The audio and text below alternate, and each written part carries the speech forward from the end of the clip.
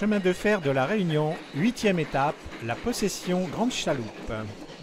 La randonnée débute à l'emplacement de l'ancienne gare de la Possession. Depuis ce point, on part à gauche vers la rue Waldeck-Rochet et on suit cette dernière vers le nord-est en longeant les 4 voies. On passe à droite devant l'église de la Possession. À la fin de la rue, on prend à gauche vers la montagne et on passe la ravine des Lataniers sur un pont dont l'éculé date de l'ancienne voie ferrée. On passe devant l'espace naturel Roston-Latanier qui réserve de belles randonnées. On continue tout droit vers le chemin des Anglais en traversant la ravine Lafleur.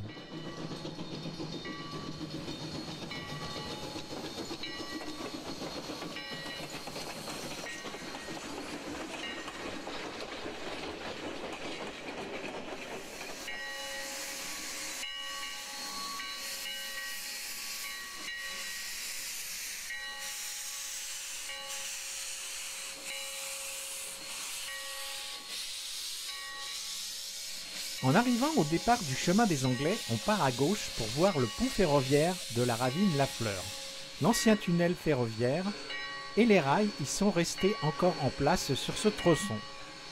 De 1878 à 1880, des ouvriers de toutes origines percent un tunnel de 10 km dans la montagne entre Saint-Denis et la Possession.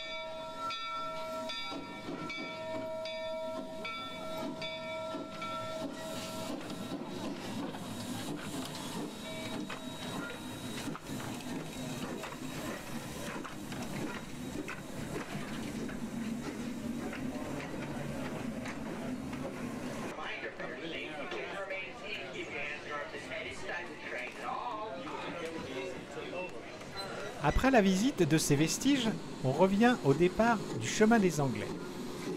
Le chemin des Anglais est un chemin pavé qui relie la montagne à la Possession, réalisé au XVIIIe siècle par l'ordonnateur Crémont. En 1810, les Anglais débarqués à Saint-Paul l'utilisent pour attaquer Saint-Denis. Depuis cette date, le chemin Crémont est devenu chemin des Anglais.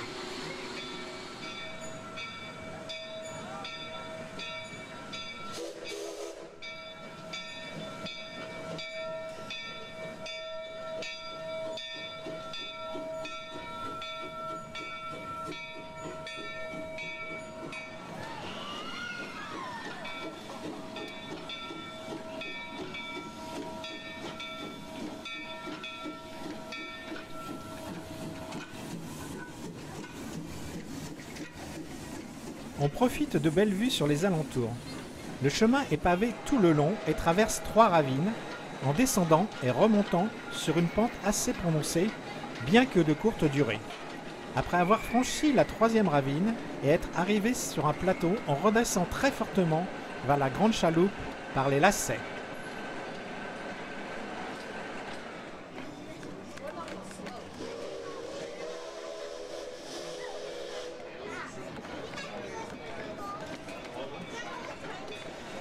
On passe près des Lazarets pour retrouver l'ancien tracé de la voie ferrée.